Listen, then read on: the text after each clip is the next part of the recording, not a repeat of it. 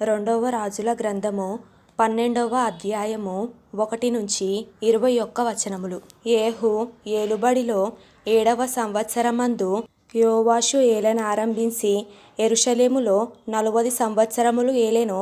అతని తల్లి Beersheba సంబంధురాలైన Zibiah యాజకుడైన యెహోయాదా తనకు బుద్ధి నేర్పువాడైయుండు దినములన్నిటిలో యోవాషు యెహోవా దృష్టికి అనుకూలముగానే ప్రవర్తించెను. అయితే ఉన్నత స్థలములు కొట్టివేయబడక నిలిచెను. జనులు ఇంకను ఉన్నత స్థలములందు బలులు అర్పించుచు ధూపము వేయుచూ నుండిరి.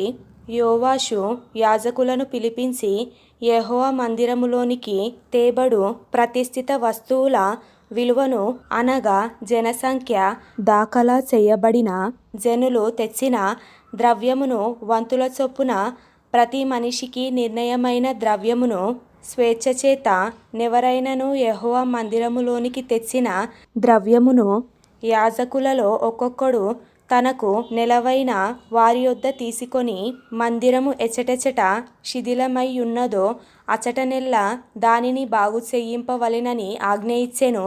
అయితే యోవాషు ఏలుబడిలో 23వ సంవత్సరము వరకును యాజకులు మందిరము యొక్క శిథిలమైన స్థలములను బాగు చేయకయే యుండిరి గనుక యోవాషు యాజకుడైన యెహోయాదాను మిగిలిన యాజకులను పిలిపించి, మందిరములో శిథిలమైన స్థలములను మీరెందుకు బాగు చేయకపోతిరి? ఇకను మీ నెలవైన వారి యొద్ద ద్రవ్యము తీసుకొనక మందిరములో శిథిలమైన స్థలములను బాగు చేయుటకై మీరు అంతకుముందు తీసుకొనిన దాని నప్పగించుడని ఆజ్ఞ ఇచ్చి ఉండెను. కాబట్టి యాజకులు మందిరములో శిథిలమైన స్థలములను బాగు చేయుట మా వశము లేదు గనుక జనుల యొద్ద ద్రవ్యము ఇక తీసుకొనమని చెప్పిరి. అంతటా యాజకుడైన యెహోయాదా ఒక పెట్టెను తెచ్చి దాని మూతకు బెజ్జము చేసి బలిపీఠము దగ్గరగా యెహోవా మందిరములో ప్రవేశించు వారి కుడిపార్శ్వమందు దాని నుంచగా ద్వారము కాయు యాజకులు యెహోవా మందిరములోనికి వచ్చిన ద్రవ్యమంతయు అందులో వేసిరి. పెట్టెలో ద్రవ్యము విస్తారముగా ఉన్నదని వారు తెలియజేయగా రాజు యొక్క ప్రధాన మంత్రియును ప్రధాన యాజకుడును వచ్చి యెహోవా మందిరమందు దొరికిన ద్రవ్యము లెక్కచూచి సంచులలో ఉంచిరి. తరువాత వారు ఆ ద్రవ్యమును తూచి యెహోవా మందిరపు కాపరులకు అనగా పని చేయించు వారికి అప్పగించిరి.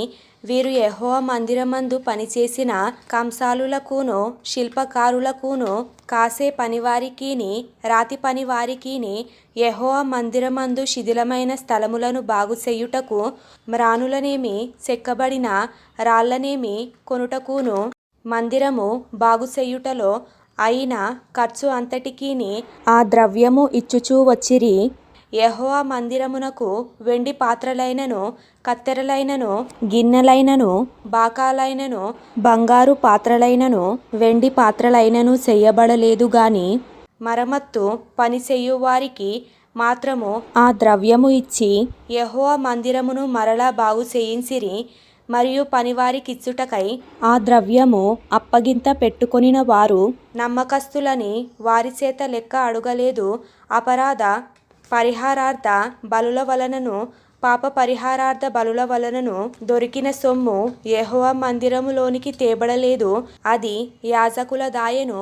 అంతటా సిరియా రాజైన హజాయేలు గాతు పట్టణము మీదికి పోయి యుద్ధము చేసి దాన్ని పట్టుకొనిన తరువాత అతడు యెరూషలేము మీదికి రాదలచియుండగా యూదా రాజైన యోవాషు తన పితరులైన యెహోషాపాతు యెహోరాము అహజ్యా అను యూదా రాజులు ప్రతిష్ఠించిన వస్తువులన్నిటినీ తాను ప్రతిష్ఠించిన వస్తువులను యెహోవా మందిరములోను రాజనగరులోనున్న పదార్థములలోను కనబడిన బంగారమంతయు తీసుకొని సిరియా రాజైన హజాయేలునకు పంపగా అతడు యెరూషలేము నొద్ద నుండి తిరిగిపోయెను. యోవాషు చేసిన ఇతర కార్యములను గూర్చియు అతడు చేసిన దానినంతటినీ గూర్చియు యూదా రాజుల వృత్తాంతముల గ్రంథమందు వ్రాయబడి ఉన్నది. అతని సేవకులు లేచి కుట్రచేసి సిల్లా అను చోటికి పోవు మార్గమందున్న మిల్లో అను నగరునందు యోవాషును చంపిరి. ఎట్లనగా షిమాతు కుమారుడైన యోజాకారు, షోమేరు కుమారుడైన యెహోజాబాదు అను అతని సేవకులును అతని మీద పడగా అతడు మరణమాయెను. జనులు దావీదు పురమందు అతని పితరుల సమాధిలో అతనిని పాతిపెట్టిరి. అతని కుమారుడైన అమజ్యా అతనికి మారుగా రాజాయెను.